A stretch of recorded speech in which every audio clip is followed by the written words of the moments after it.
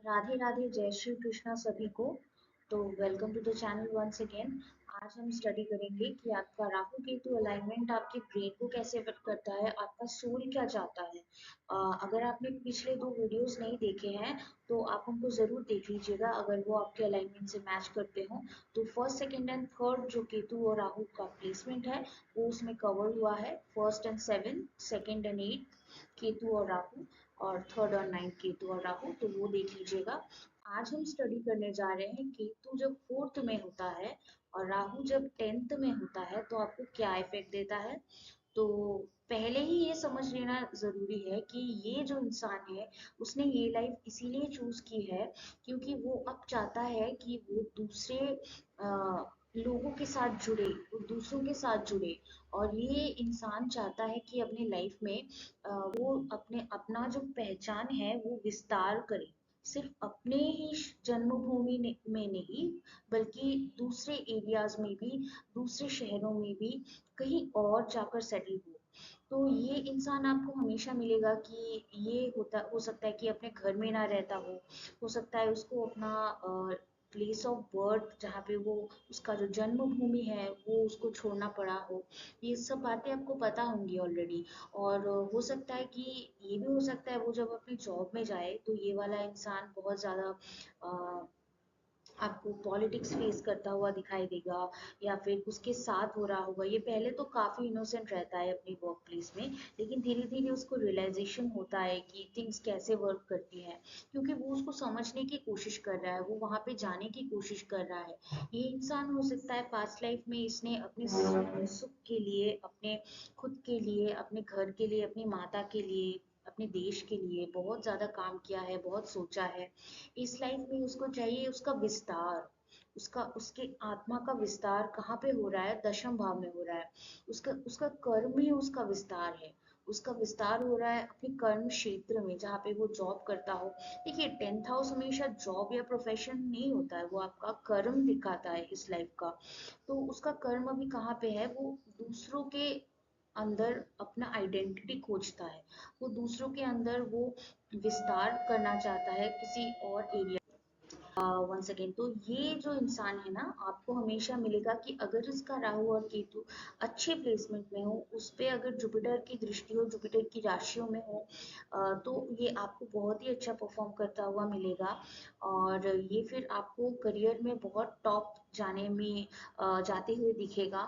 और फिर वो बहुत अच्छा परफॉर्म करेगा, वरना यहाँ पे थोड़ी सी दिक्कत माता को हो सकती है और थोड़े से पिता के साथ संबंध भी बिगड़ सकते हैं। और तो चलिए चलते हैं अगले प्लेसमेंट की ओर। केतु अगर फिफ्थ में हो और राहु अगर आपके इलेवेंथ में हो, तो इस प्लेसमेंट को हम कैसे समझेंगे। बहुत लोग समझते हैं कि केतु अगर फिफ्थ में हो तो हो सकता है कि पास्ट में आपने बहुत सारी मंत्र साधना की हो और वो आपके लाइफ में भी कैरी फॉरवर्ड हुआ हो। तो मंत्र साधना हुई है कि नहीं ये हम कैसे देखेंगे। देखिए, केतु और राहु अगर प्लेस्ड है वेल, मतलब वो अगर स्वराशि के हैं और अगर या फिर उन पर अगर जुपिटर की दृष्टि है तो वो बहुत अच्छा परफॉर्म करेंगे। तो आप तब समझ सकते हैं कि जो संचित कर्म है वो काफ़ी अच्छे हैं। वैसे तो कहा गया है शास्त्रों में कि केतु जब फिफ्थ में होता है तो इंसान के अंदर धैर्य की कमी होती है और उसमें अपने शत्रुओं से डर उसको लगा रहता है हमेशा, उसको डर लगा रहता है शत्रुओं से। और राहु अगर इलेवेंथ में हो तो इसको हम कहेंगे कि लाभ स्थान में है, राहु है तो लाभ तो इंसान को देगा ही देगा, चाहे एक बार ही देना क्यों, लेकिन लाभ देगा। और ये जो इंसान है फिर आपको दिखेगा कि अपनी लाइफ में बहुत ज़्यादा उन्नति कर रहा है और इसके अंडर जो लोग काम करते हैं उससे इसको बहुत ज़्यादा लाभ हो रहा है। और ये फिर इंसान जो है लिखने में कई बार देखा गया है कि यहाँ पे प्लीज राहु जो होता है वो लिखने में इंसान को बहुत हेल्प करता है और उससे इंसान को लाभ भी देता है। तो हो सकता है कि आप कोई डॉक्यूमेंटेड वर्क ही कर रहे हो लेकिन उससे आपको लाभ हो रहा हो। तो ये लाभ तभी होगा जब आपके दोनों अलाइनमेंट सही होंगे, जब केतु भी अच्छा परफॉर्म कर रहा होगा। देखिए, अगर आप अपनी ट्वेंटीज में हैं, अगर आप टीन एज में हैं, किसी भी एज में, अगर आपको बार बार जो है लव रिलेशनशिप रिलेटेड इश्यूज आ रहे हैं, या फिर वहाँ पे ब्रेकअप हो रहा है या फिर बात नहीं बन रही है, तो आपको समझ लेना है कि केतु जो है आपका वो अच्छा परफॉर्म नहीं कर रहा है। वैसे तो अगर अच्छा परफॉर्म करेगा तो कोई ऐसा पार्टनर आपको ला के देगा जो काफी ज्यादा आपके साथ इंटरनली कनेक्टेड होगा। ऐसे लोगों को भी ना बहुत टाइमिंग ऐसी प्रवृत्ति होती है कि उनको विदेश में रहना पसंद होता है, उनको दूसरे अपने लैंड में रहना पसंद होता है, वहाँ से उनको गेन होता है।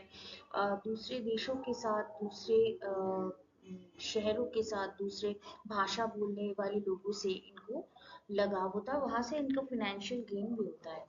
और ये आपको क्या कहने की कोशिश कर रहे हैं, देखिए जब केतु फिफ्थ में हो ना, तो ये अब आपके बहुत ज़्यादा कर्मों से कनेक्ट हो गया है।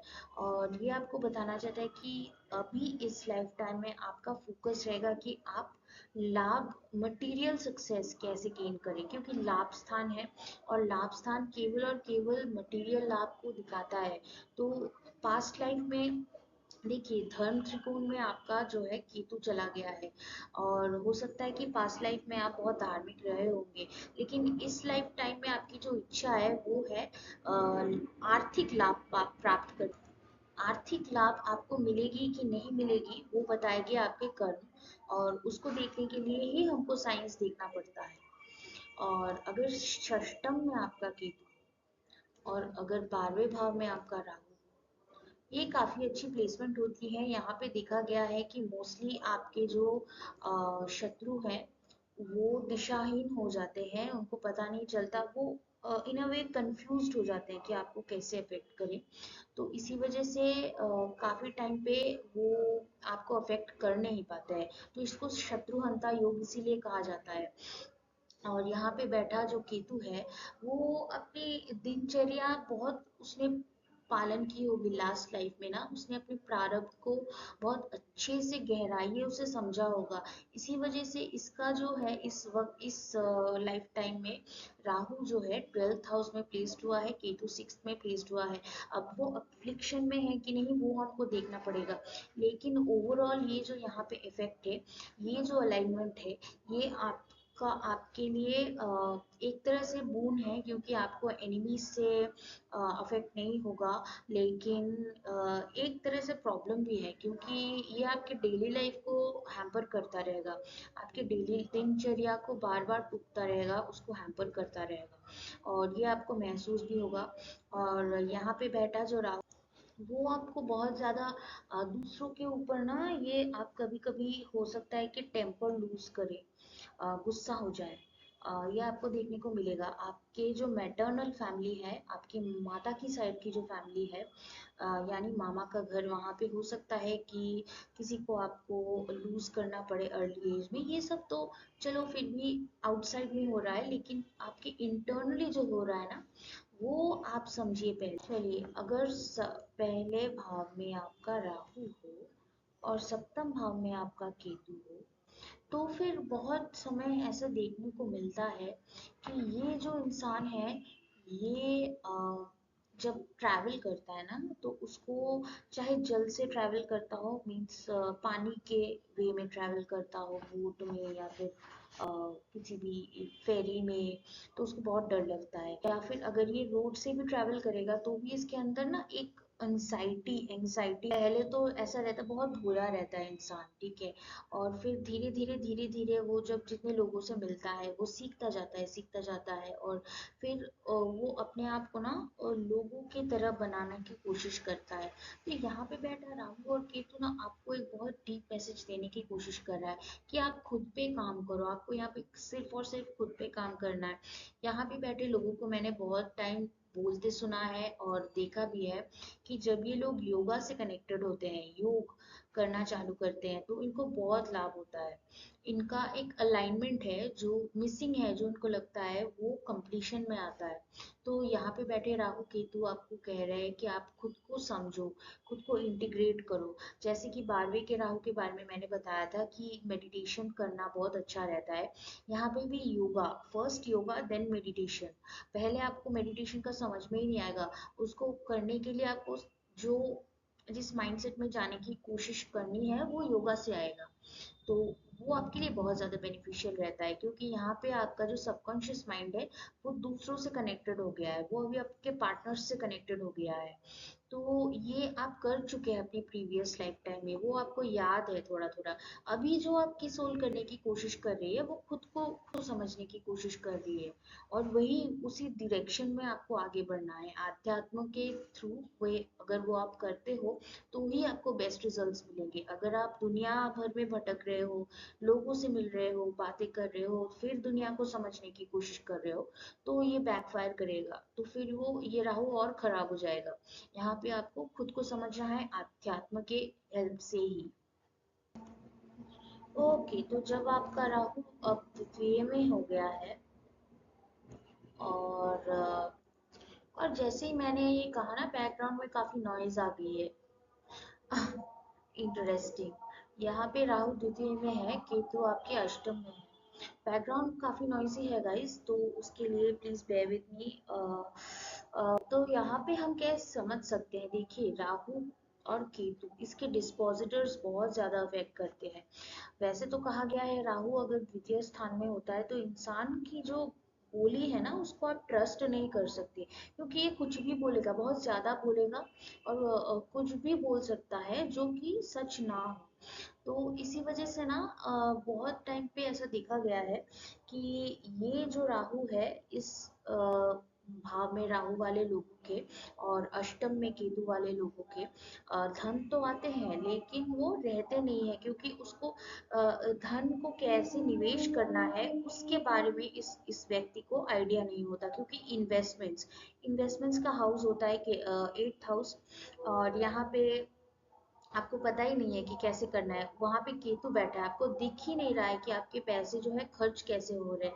जैसे कि मैंने बोला था, सेकंड हाउस केतु और 8th हाउस राहु के बारे में, वैसा ही कुछ यहाँ पे भी लग रहा है कि हो रहा है। ओके, तो लेकिन आपको अगर डिस्पोजिटर देखना हो, ये राहु अगर आपका कुंभ राशि में हो तो देखेंगे कि ये व्यक्ति जो है ना बहुत ज्यादा खुद को आगे, खुद को पीछे रख के दूसरों को आगे रखता है, और ये बहुत निस्वार्थी हो जाता है। बेसिकली आपका जो पास्ट लाइफ रहा है ना वो काफी ज्यादा, आपने उसमें उतार चढ़ाव बहुत देखे हैं, सरप्राइजेस बहुत देखे हैं, और आपकी जो सोल है ना इस लाइफ टाइम में आई है वो एक सिक्योरिटी चाहती है। देखिए सेकंड हाउस अगर आप कहेंगे तो उसमें टॉरस की एनर्जी तो होगी ही होगी, उसको हम डिनाई नहीं कर सकते। टॉरस स्टेबिलिटी है, टॉरस फैमिली है, टॉरस सिक्योरिटी है, टॉरस फाइनेंसेस है।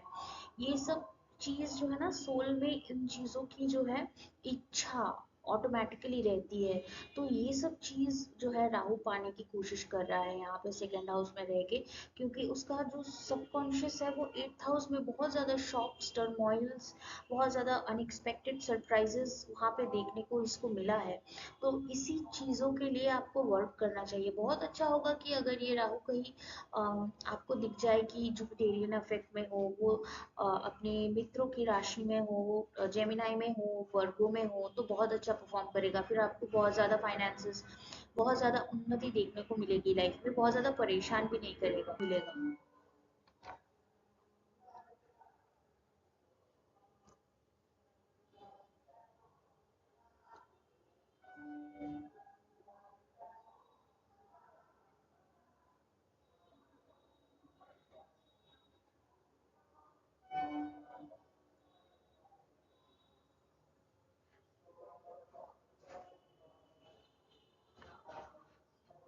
लेकिन ये आपको बुरा इफेक्ट तभी देगा जब ये किसी मैस्कुलिन साइन में हो, मतलब कि ऑड नंबर की राशि में हो, जैसे कि मेष राशि नंबर 1, और जेमिनाई नंबर 3, नंबर 5, 7, ये सब ऑड साइंस की राशि में जब होगा, तभी ये राहु जो है आपको अच्छा परफॉर्म करता हुआ नहीं देखेगा। उसमें भी हमने पाया है कि नंबर 7 की राशि में अगर होगा तो फिर भी दे सकता है, अच्छा कुछ रिजल्ट।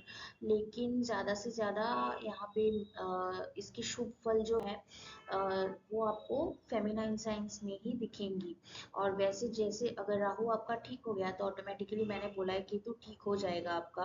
तो अगर शुभ फल आपको देखने को मिल रहे हैं तो दोनों एक्सिस में आपको सिमिलरली देखने को मिलेंगे। और इसका इफेक्ट जो है ना, इसको हमको नवांश में भी देखना होगा, क्योंकि केतु जब 9th हाउस में हो जाता है तो इसने आपके भाग्य स्थान को अपना स्थान बना लिया है। तो ये आपके नवांश में जाके कैसा रूप लेता है उसको हमको देखना पड़ेगा। तभी हम इसका कंक्लूसिव बता सकते हैं कि ये आपके भाग्य के ऊपर कैसे इफेक्ट करेगा, क्योंकि नवम स्थान आपके बर्थ चार्ट का सबसे इम्पोर्टेंट स्थान है मेरे हिसाब से, क्योंकि ये ही आपके पूरे भाग्य को कंट्रोल करता है। ऑफ कोर्स इसके डिस्पोजिटर्स को भी हम देखेंगे। लेकिन यहाँ पे जो बताने की कोशिश कर रहे हैं कि ये जो इंसान है ये अपने खुद के पराक्रम पे, खुद के एफर्ट्स पे बहुत ज़्यादा बिलीव करता है, ना कि दूसरों पे या फिर अपने भाग्य पे या फिर किसी पूजा पाठ पे, किसी रिचुअल पे ये बिलीव नहीं करता है। ये अपने अपना भाग्य ये स्वयं बनाना चाहता है। एक चीज मैं रेकमेंड करूंगी, अगर आपका इस स्थान पे राहु है ना, तो अगर आपका कोई भाई है, सिबलिंग है, आप उनके साथ मत रहिए, उनके वो जहाँ पे रहते हैं वहाँ पे मत रहिए। दूसरे स्टेट में चले जाइए, दूसरे प्लेस में रिलोकेट कर जाइए, वो दोनों के लिए बेहतर रहता है। ओके।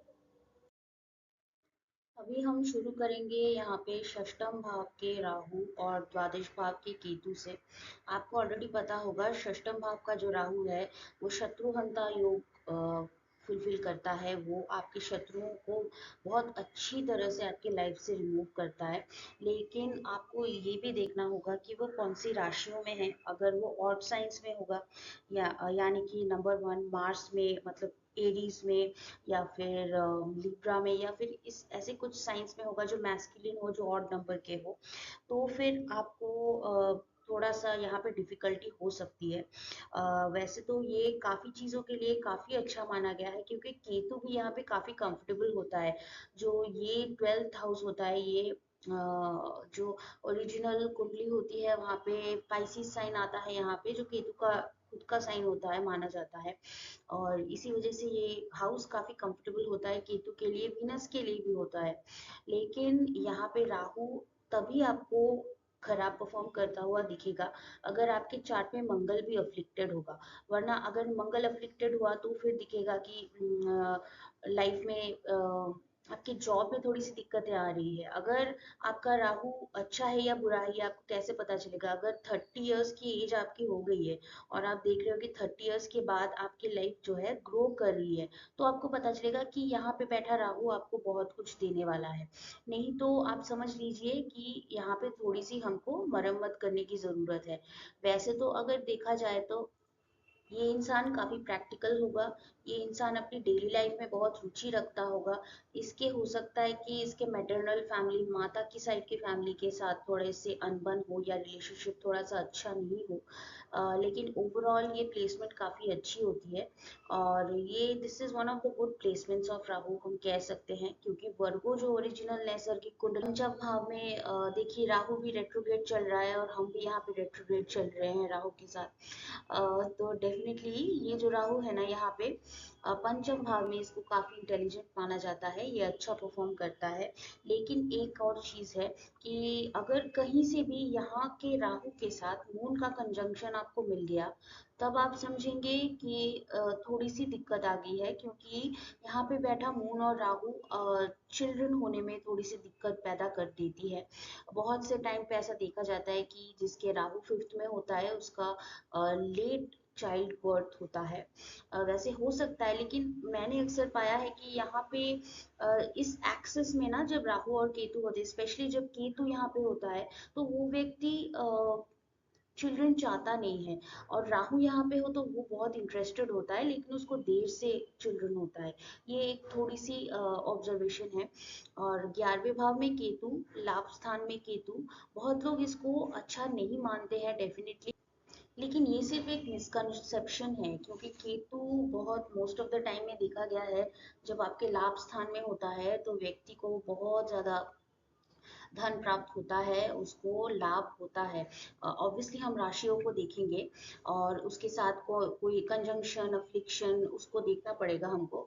लेकिन यहाँ पे बैठा केतु ओवरऑल अगर ठीक ठाक प्लेसमेंट में होता है, उसके ऊपर कोई क्रूर दृष्टि वैसे नहीं होती है, तो ये आपको लाभ देगा।